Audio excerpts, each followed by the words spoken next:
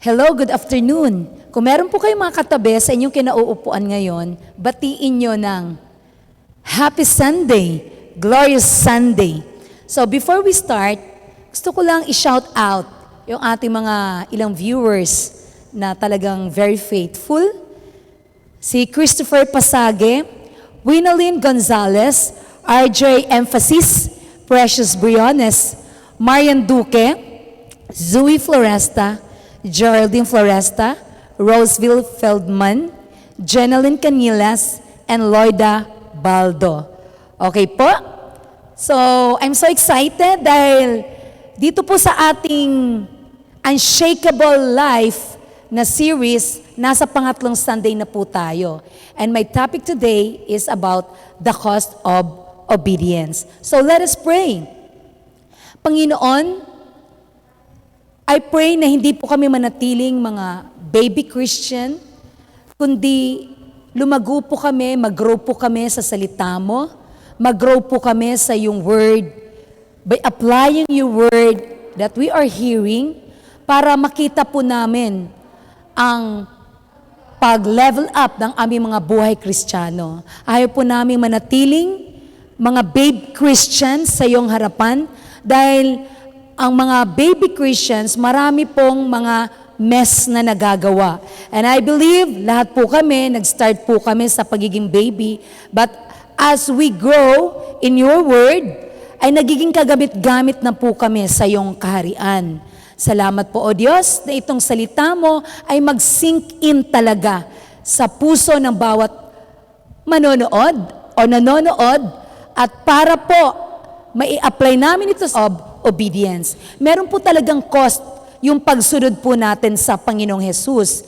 Hindi po madali, especially sa ating flesh, dahil yung flesh natin loves to do our own thing. Our flesh loves to air our own opinion, even though marami tayong pwedeng masaktan, kasi gusto nating i-air nga, sabihin yung kung ano yung nararamdaman natin na kahit hindi naman pala ito nakakatulong sa mga nakikinig.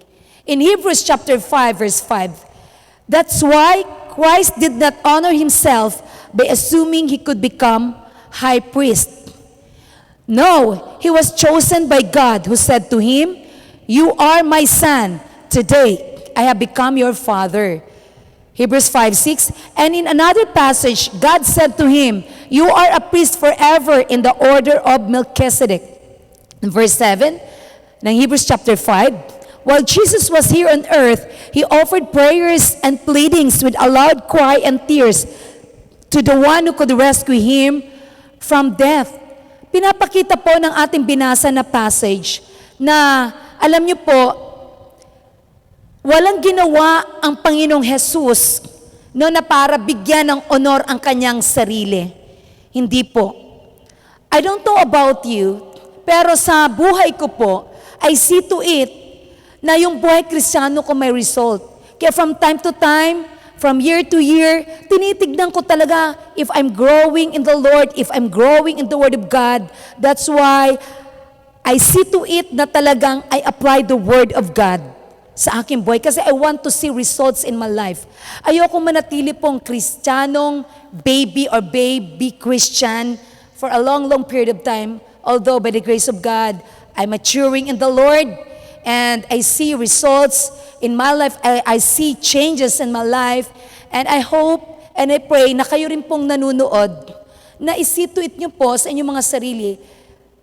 Magkaroon po kayo ng from time to time na evaluation ng mga sarili.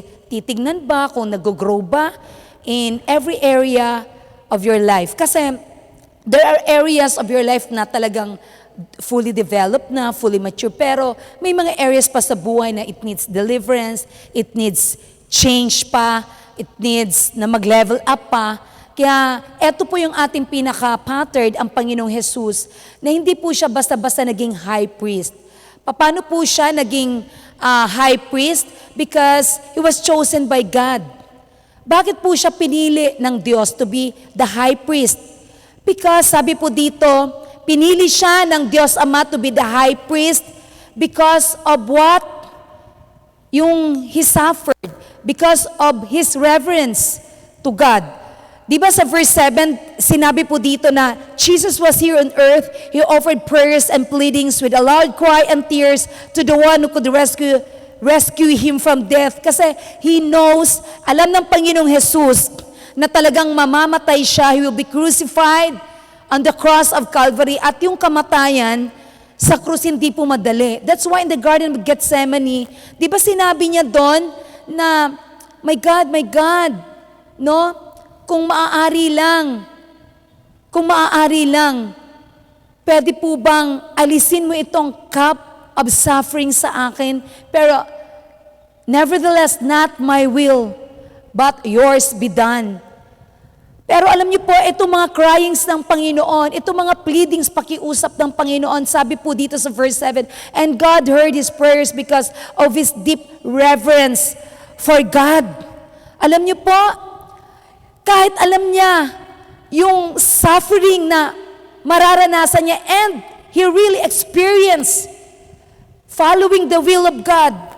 Di ba, marami po ang kumontra sa kanya, even his own brothers and sisters. Alam niyo po, may mga kapatid po ang Panginoon, kumontra po yan sa kanila.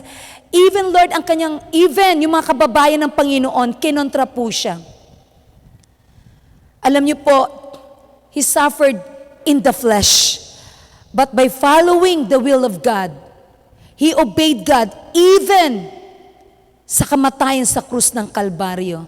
That's why itinaas po siya ng Diyos Ama. Ginawa po siyang high priest at naging source po siya ng ating deliverance. Naging source po siya ng ating salvation.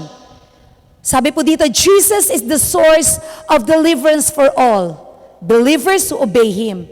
So, dahil po sa ginawa po ng Panginoon na pagsunod, He learned obedience through His sufferings. He learned obedience, and then He became the source of deliverance for all believers who obey Him. Yung deliverance po, available lang po yan sa mga mananampalataya na sumusunod po sa Kanya, nagsasubmit sa Panginoon. Amen po? I do believe marami pang area sa buhay nyo na it needs deliverance. For example, meron po mga Kristiyano, because they are babe in the Lord, they are still in bandages. Hanggang ngayon, naninigarilyo pa rin. Hanggang ngayon, nasa pornography or nasa fornication, sex, outside of marriage. Hanggang ngayon, nasa sugalan pa rin, nasa bisyo, because they're still babes, sinusunod pa rin nila ang kanilang mga sarili. They are in bondage. They are following what they feel, what they think, na akala nila tama. So they are relying on themselves. Ito po yung mga baby Christian, though tinanggap nila ang Panginoon sa kanilang mga buhay as their personal Lord and Savior, pero marami pa rin itinira sila sa kanilang mga buhay na ayaw nilang isuko sa Panginoon. Kaya nga po, dahil sa hindi pag-obey kay Lord o sa Kanyang salita, they remain babe na for a long period of time. So para sa akin, I don't want to stay for a long period of time to be a babe Christian. Kasi sarili ko lang po ang nahihirapan. Dahil itong flesh ko, pagpatuloy kong sinusunod, alam niyo po, yung mga consequences, it really hurts kung ano po yung consequence, no? Na nalalagay po o nararanasan ko po. Kaya nga po, marami mga Christian, they are still crying, no? Dahil gusto nilang humulagpos sa mga bandages na yan, pero sabi nila hindi nila kaya, pero actually kaya. Yun nga lang, nagpapadala sila sa emotion, nagpapadala sila sa nararamdaman nila, they are crying out to God. Pero alam niyo po yung pag-cry out ni Lord Jesus, talaga namang God listened to His crying out, to His mga hinagpis sa Kanyang mga pleadings. Pero tayo hanggang crying out lang, hanggang iyak lang. Kaya sabi po dito, tears don't equal repentance. It doesn't mean na umiiyak tayo sa ginagawa nating pagkakamali, ay nagra-repent na tayo. There are many people, there are many Christians, because there are babes, Nasa sorry lang sila. Ay, sorry, nasaktan kita. Ay, sorry, nakagawa ako ng krimen. Ay, sorry, nakagawa ako ng kasalanan. Ay, sorry, hanggang sorry lang. And then, uulitin na naman yon. Alam mo, hindi po yung repentance. Kasi ang repentance na tinatawag, repentance means you are turning direction. You are not going back to the things you used to do. So kung ano yung ginagawa mo dati, pag nag-repent ka ng totoo, turning away, 180 degrees. Yung iba ginagawa, 360 degrees. Kaya pag umikot sila, balik na naman dun sa kasalanan. Tama po ba? Okay. Dapat, yung mga iyak po natin, samahan na natin ng tunay na pagtalikod. Alam niyo po, in my long year period of time of being a pastor here, alam niyo po, sa iglesyang ito, nakita ko marami mga tao na hanggang iyak lang po during altar call, hanggang iyak lang po during encounter, no?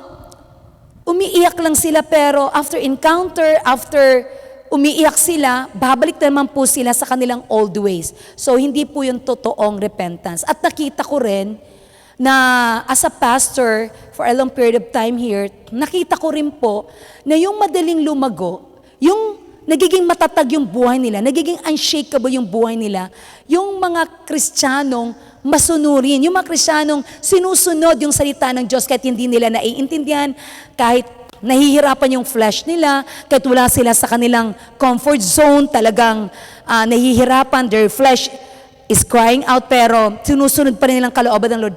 Nako, ang daling lumago, ang dali pong mag-grow kay Lord, kaya nagiging fruitful, nagiging mabunga ang kanilang buhay Kristiyano. Though marami mga troubles, I can see their lives are unshakable. Talagang matibay ang kanilang pundasyon.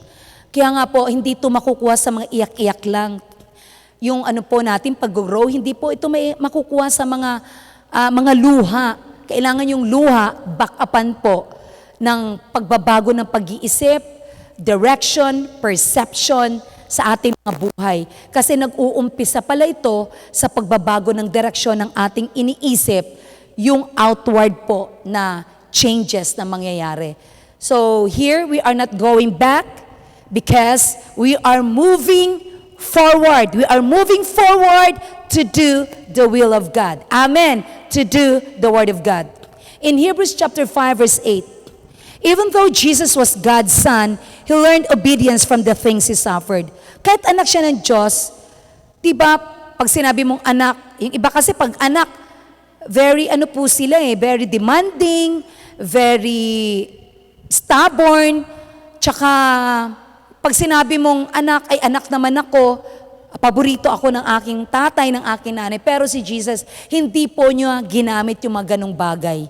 Though He was God's Son, He learned obedience from the things He suffered. Ito, Diyos na ito Si Jesus, Diyos yan.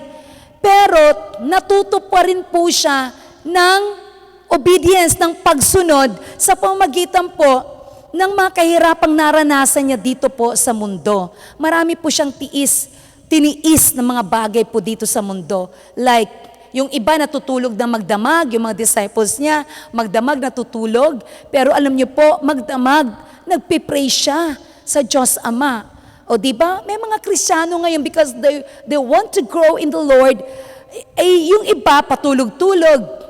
Dahil ngayon, diba malamig. Pero yung iba bumabangon na 3 o'clock in the morning, 4 o'clock in the morning, they are praying to God, they do their devotions, they want to know the will of God and practice the word of God. That's why their Christian lives, na kahit nagsasuffer sila, na bumangon ng maaga, but they learn their obedience through their suffering ng pagbangon ng umaga. Di ba? Suffering yun. Yung babangon ka na umaga, malamig na malamig, gusto pang matulog ng sarili mo, ng katawan mo, pero kailang bumangon na because naghihintay na po ang Diyos Ama. In Hebrews chapter 5 verse 9, in this way, God qualified Him as a perfect high priest, and He became the source of eternal salvation for all those who obey Him. So, yung mga merong salvation, yung mga taong nag-obey sa kanyang salita. Hindi lamang naniwala, kasi alam niyo po yung faith, di ba, faith comes by hearing, and hearing by the words of Christ. Hindi lang yung po basta narinig lang po natin. Yung faith, may action po yun. Amen.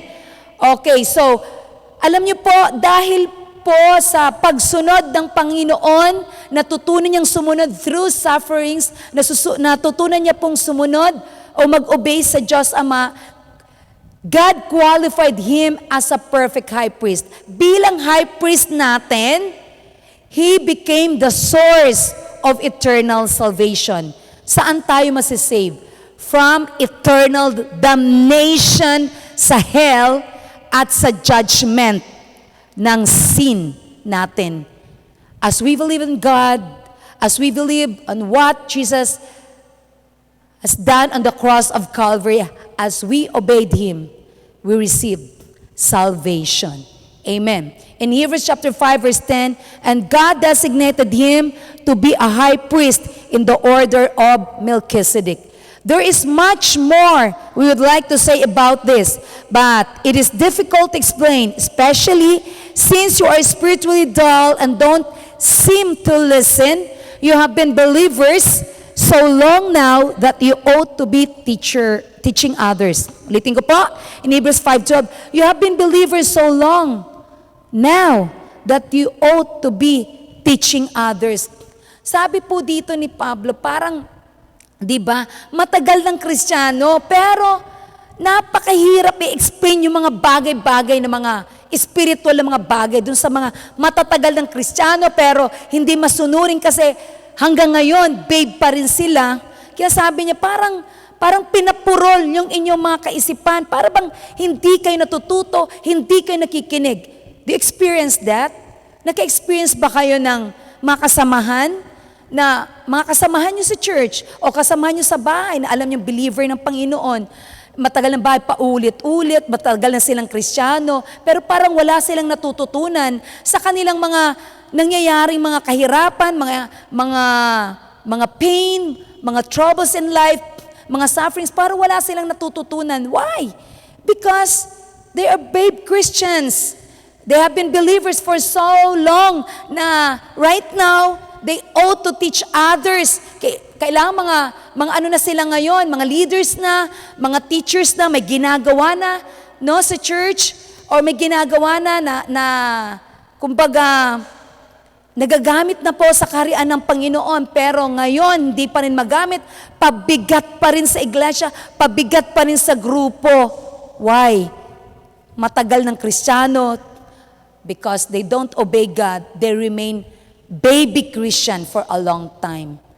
Kaya instead, you need someone to teach you again the basic things about God's Word. You are like babies who need milk and cannot eat solid food. So sabi nga, dapat nga ngayon, kumakain na ng matitigas na pagkain, pero hanggang ngayon hindi pa rin kayang nguyain. Ang kaya paling lunukin ay gatas pa lang ng salita ng Diyos. Tingnan mo yung mga baby Christian, no? Pag merong narinig sila ng word of God na nakaka-offend sa kanila, hindi maganda sa kanilang pandinig, na-offend, nagagalit. Bakit? Ganun ang mga baby. Di ba? Gusto nila, yung mapakinggan nila, yung gusto nila mapakinggan. Sino dito yung mga baby sa kanilang mga tahanan? Di ba yung mga baby, they want to do their own things. Ayaw nilang sinasaway sila. Pag gusto nilang makuha ito, pag gusto nilang gawin, pag sinasaway mo, magagalit sa'yo. Di ba ganon yung mga baby? Ganon yung mga baby, mga baby Christian sa matagal na, pero ayaw magpaturo. Alam ko na yan. O, alam mo na pala, pero hindi nila nagagawa. Alam lang nila. Pero they don't know how to do it. Because, until now, basic things pa rin ang kailangan nilang madinig. Mga elementary teachings pa lang yung gusto nilang marinig. Yung mga panimulaing, mga katuruan sa Bible, yung gusto nilang about baptism, about repentance, pabalik-balik lang yan. Hindi na sila natututo, hindi na mag-level up yung kanilang faith. Because they keep on disobeying what they hear. Yun po ang nangyari sa kanila. In Hebrews chapter 5 verse 13, for someone who lives on milk is still an infant and doesn't know how to do what is right. O tingnan mo, itong mga infant na ito, di ba? O, alam nila yung tama, pero hindi nila alam kung paano gagawin yung tama. Di ba? Pag sinasabihan mo sila, alam ko na yan. O alam mo naman pala yun, pero ba't hindi mo ginagawa yung tama? Kasi babe pa nga. Okay lang. Lahat po tayo ay dumaan po sa pagiging baby, especially kung bagong-bagong tanggap ka pa lang sa Panginoon, bagong-bago ka pa lang nagkaroon ng relasyon sa Panginoon, napaka-baby mo pa. Pero let's not remain a baby Christian na as the days go by, tayo po ay nagle-level up. Nagle-level up sa pananampalataya, nagle-level up sa pagsunod.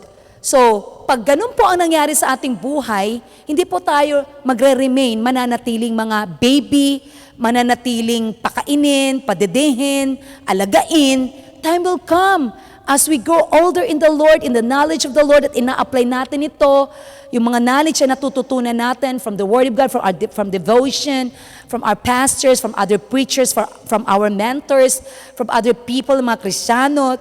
As we apply what we heard, alam niyo po kung ano mangyayari? Hindi tayo mananatiling alagain.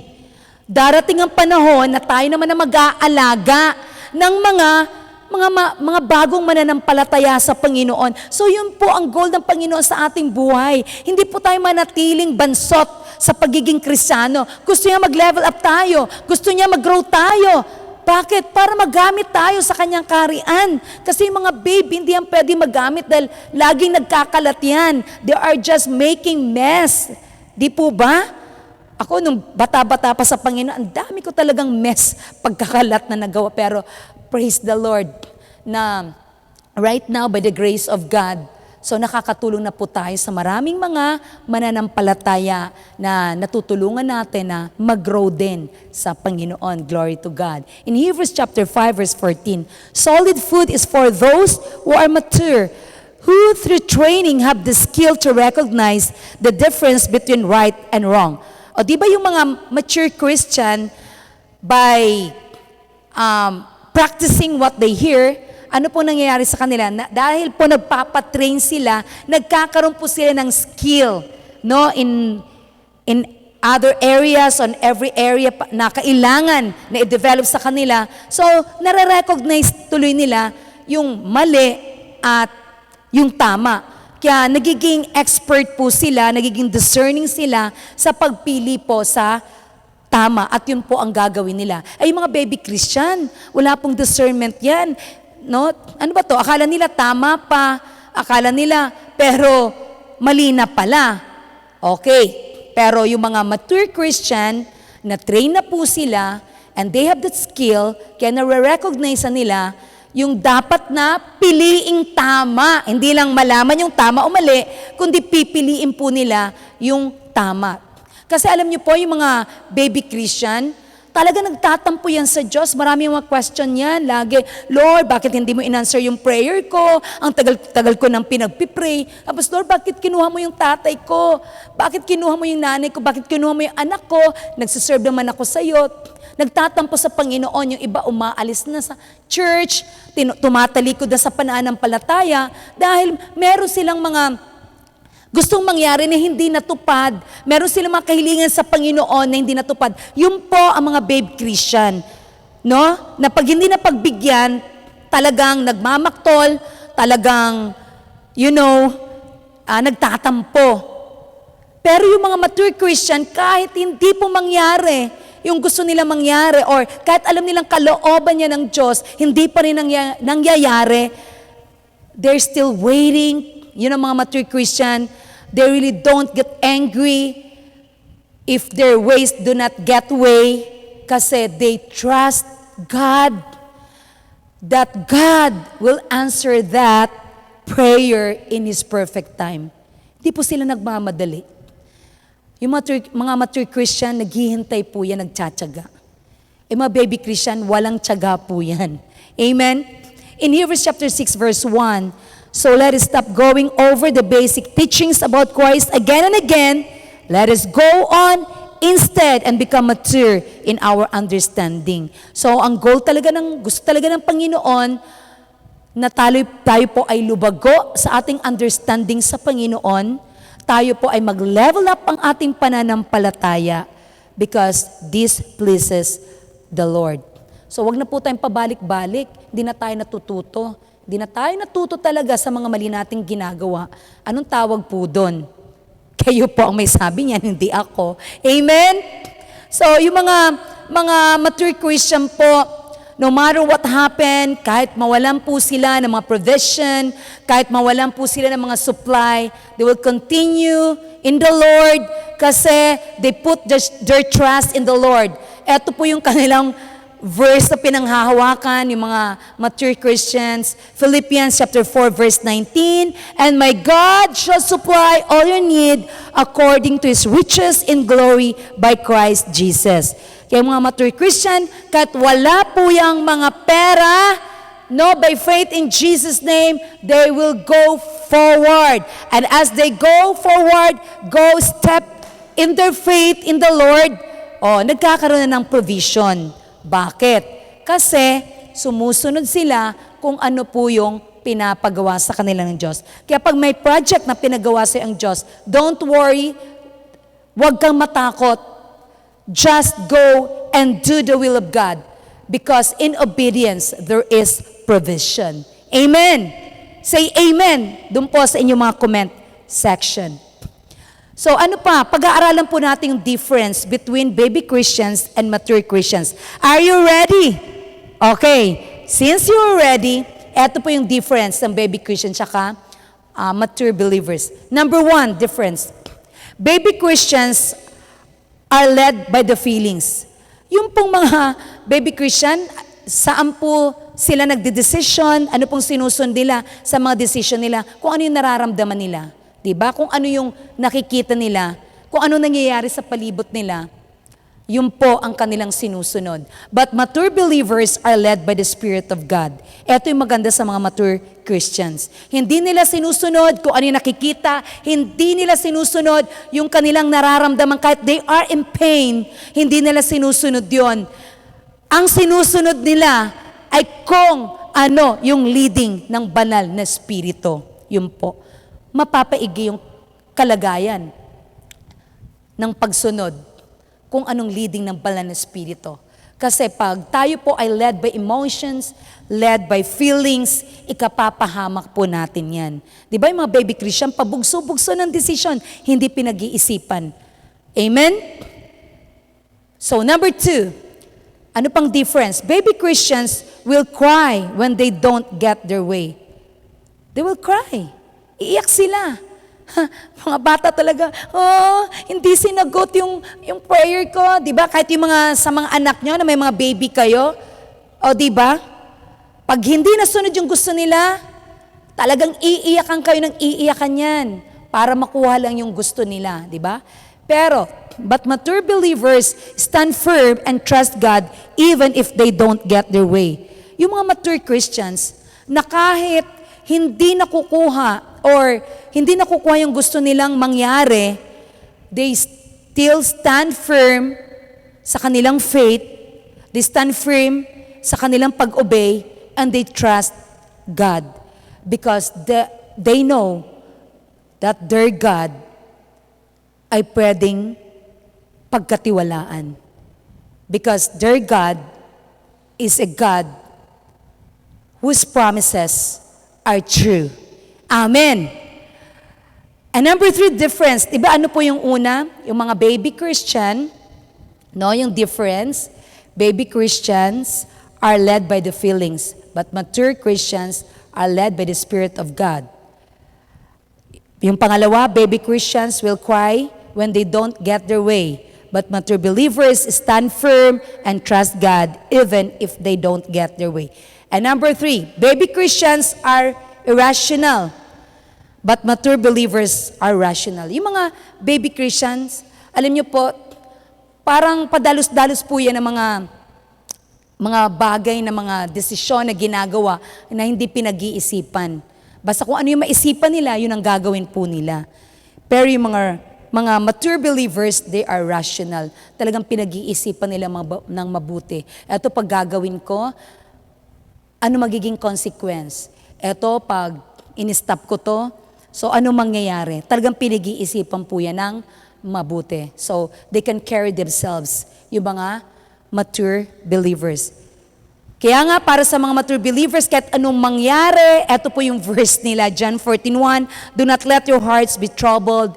You believe in God, believe also in me. Na kahit anong nangyayari po sa palibot nila, even yung kanilang palibot, no, na talagang they are telling you na, oy, huwag ka nang sumunod sa Panginoon. Para ka namang nasisiraan na. Oy, gawin mo na ito. Pero pag ginagawa mo ang pagsunod sa kalooban ng Lord, parang they are thinking na you are crazy, di ba? Parang nasisiraan na siya ng bait. Pero sabi ng John 14:1, do not let your hearts be troubled. You trust in God. Believe in God. Dahil merong gagawin ng Diyos sa buhay mo. Huwag kang mamamroblema. Huwag kang magwo-worry. Kahit matrouble ang buong mundo, kahit ano pang COVID ang dumating, don't be afraid, don't be troubled, trust in God. Sumunod ka lang sa Panginoon. At alam niyo po, mapapayapa. You will have peace in your hearts. In Luke chapter 22, verse 42, so eto po yung prayer ng Panginoong Jesus. Sabi niya, Father, if you are willing, please take this cup of suffering away from me. Yet, I want your will to be done, not mine. Tama po ba? Alam niyo po, talagang kahit nahihirapan ng Panginoon, sabi niya, Heavenly Father, kung maaari lang, please take away this cup of suffering. But nevertheless, your will be done, not mine. Parang tayo rin, di ba? May mga areas sa buhay natin na parang bibigay na tayo, nahihirapan tayo. Parang ganito, marami dyan sa mga nanonood, nahihirapan na ibigay ang kanilang tithes and offering dahil, alam mo, meron kang malaking pagkakautang na dapat na bayaran, dahil financial crisis yung nararanasan mo ngayon, di ba nahihirapan ka na ibigay? Lord, ito yung prayer ko. Lord, kung pwede lang, di ko na to ibigay, yung tithes and offerings ko. But nevertheless, not my will, but yours be done. Ibibigay ko pikit mata, Panginoon. So pag binigay mo yan, dun mo lang makikita na merong miracle na gagawin ng Panginoon because you obey na kahit nahihirapan ka. Amen. So in 2 Chronicles chapter 16 verse 9, ang Panginoon po ay naghahanap po yan all over the earth whose hearts are fully committed to Him. 2 Chronicles chapter 16 verse 9, the eyes of the Lord search the whole earth in order to strengthen those whose hearts are fully committed to Him.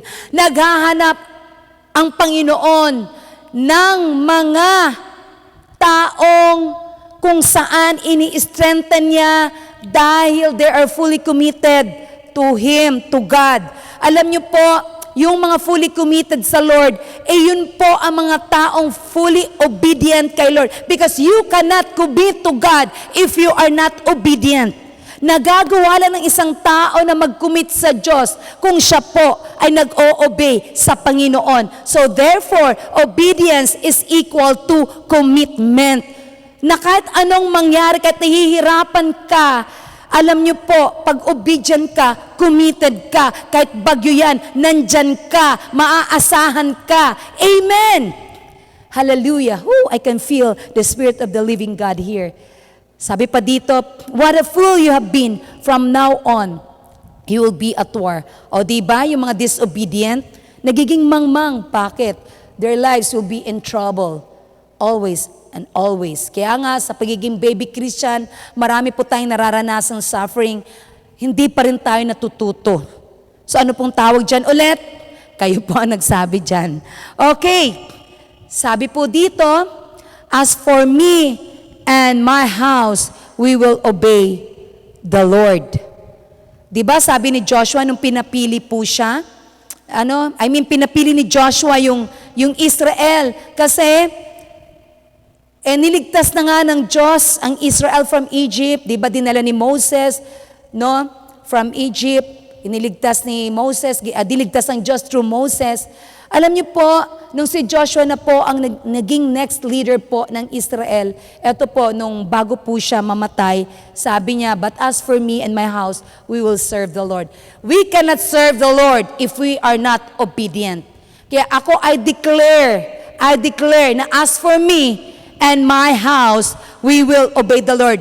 Kahit anong dumating na sakuna sa mundo, kahit na anong dumating na problema, kahit anong paghihirap ng flesh na pwedeng mangyari sa buhay ko, I will still obey the Lord. Because, why? Di ba naghahanap ang Diyos sa buong mundo ng kanyang palalakasin na whose heart are fully committed? So if we are fully committed to God, if we are obedient to God, God will strengthen us. Kaya naman pala, yung mga Kristiyanong masunurin sa Panginoon, ay nanatili po silang malakas sa Panginoon. Manghina man yan, lalakas pa rin. Why? Because they keep on obeying God no matter what happened. Kaya kung tayo man po ay nawalay sa Panginoon because of our disobedience, o nanatili po tayo mga Christian, alam niyo po, just, confess your sins, just repent completely.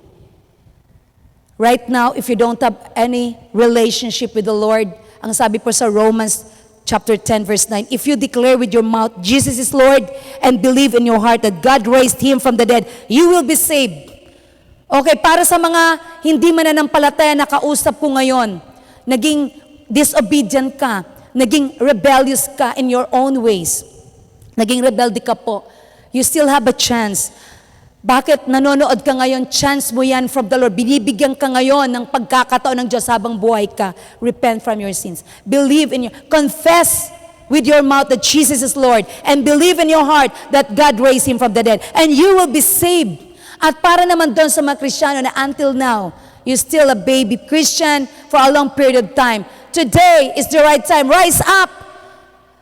Sumunod ka na sa Panginoon para hindi ka po manatiling baby Christian. Lay it down before the Lord. Yung madali kang magalit because you're a baby Christian, madali kang mainis, madali kang magalit. Na wala kang pasensya. Nandiyan ka pa rin sa smoking mo, lay down sa yung fornication, yung sex outside marriage. Lay down those things na talagang naghihinder sa growth mo, sa paglago mo.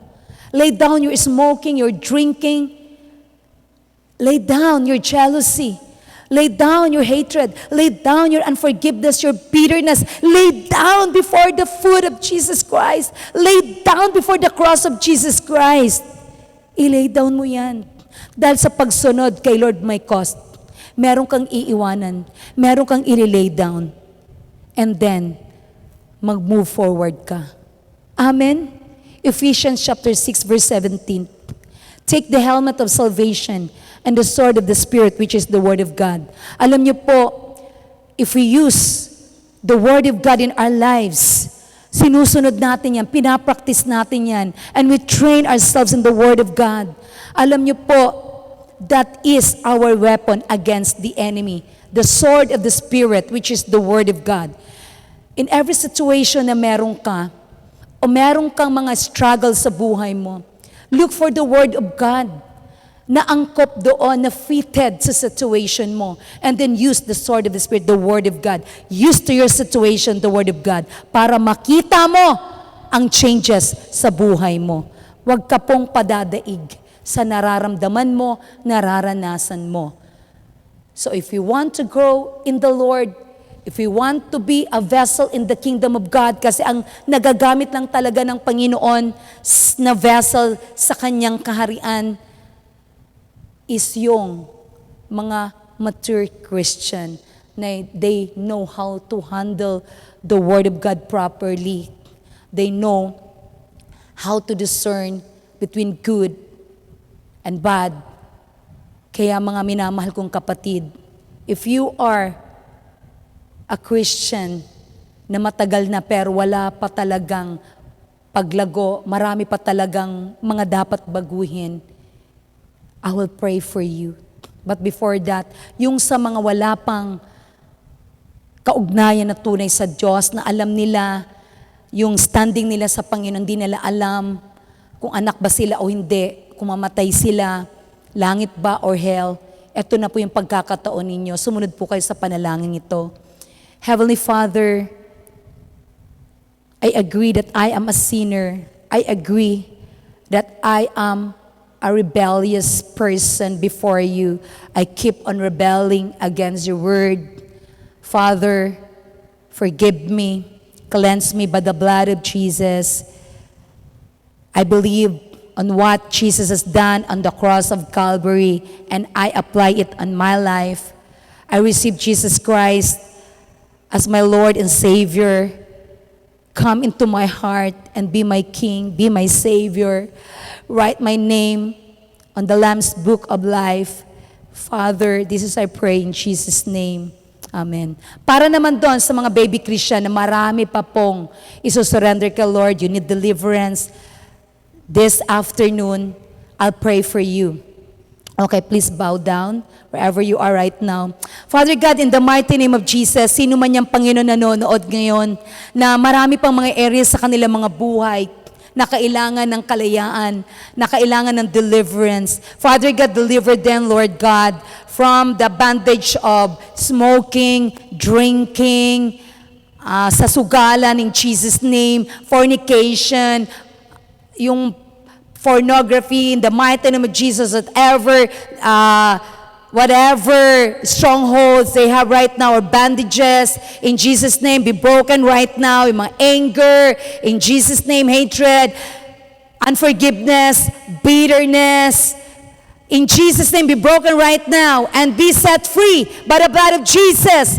Salamat, Panginoon, na I declare na beginning today, they will walk in obedience to the Word of God, and they will grow in the knowledge of God, and they will grow in obedience. In Jesus' name, I pray.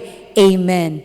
So, sa mga nanood ngayon, I pray na nag-move ang Lord sa buhay ninyo, na the Lord has ministered in your life, and I pray na kung ano man po yung natutunan ninyo sa hapong ito, please practice lang po. Para po sa ikalalago ng buhay Kristiyano. So till next Sunday, God bless and see you next Sunday. Ito sa aming mga buhay, parang aming mga buhay Kristiyano, I keep growing in the Lord. This we pray in Jesus' name. Amen and amen.